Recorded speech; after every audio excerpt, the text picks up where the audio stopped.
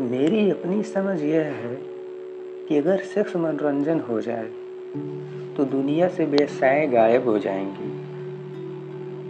किसी भी औरत के लिए इतना नीचे गिरने की कोई ज़रूरत नहीं है कि वह अपने प्यार को बेचे। कम से कम एक चीज़ प्यार को बाजार के दायरे से बाहर रखो, बस एक चीज़ जो एक उत्पादक नहीं, उस पर कोई कीमत की टैग नहीं लगा है। वह अथाह मूल्यवान है लेकिन उसकी कोई कीमत नहीं है। जो आदमी वेश्यालय जाता है वह अपनी नज़रों में गिर जाता है। जो औरत वेश्या का काम कर रही है वह गहराई से खुद को कोस रही है, क्योंकि वह एक अनमोल चीज़ बेच रही है। लेकिन याद रखो, पुजारी और वेश्याएं एक साथ गायब होंगे।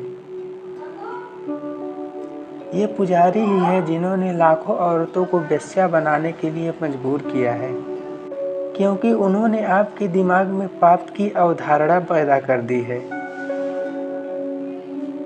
ये सारी चीज़ें आपस में जुड़ी हुई है और मैं हमेशा जड़ तक जाता हूँ।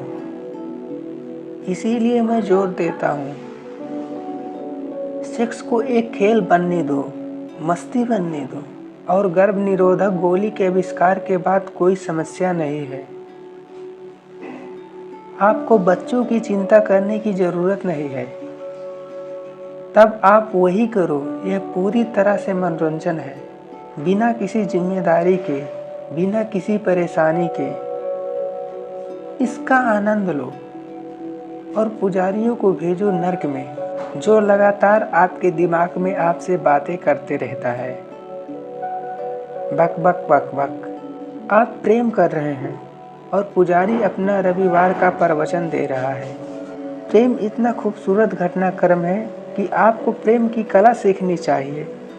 ठीक वैसे ही जैसे मैं कहता हूँ, अगर आप कर सके तो प्रेम के लिए आपका कमरा अलग होना चाहिए।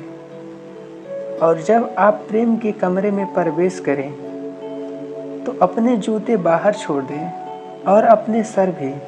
और प्रेम करने से पहले अच्छे से स्नान करें, कुछ मिनट ध्यान करें, इससे एक सुंदर अनुभव बनाएं।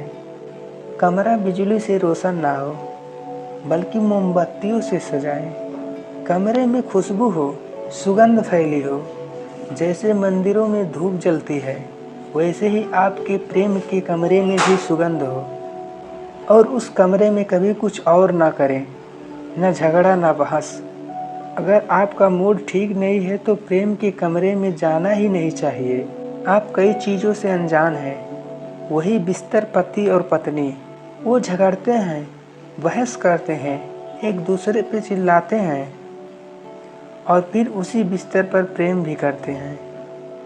वह नहीं समझते कि हर क्रिया, हर विचार, हर भावना की अपनी एक वाइब्रेशन होती है। प्रेम का कमरा प्रेम की वाइब्रेशन से भरपूर होना चाहिए। मैं चाहता हूँ कि प्रेम ही आपका एकमात्र ईश्वर बने और ईश्वर के साथ गंभीर होने की ज़रूरत नहीं है। आपको खेलना होगा, आनंदित होना होगा। यह बस एक बात की समझ है कि आपके साथ क्या हो रहा है, और बस यही समझ सब कुछ बदल देगी।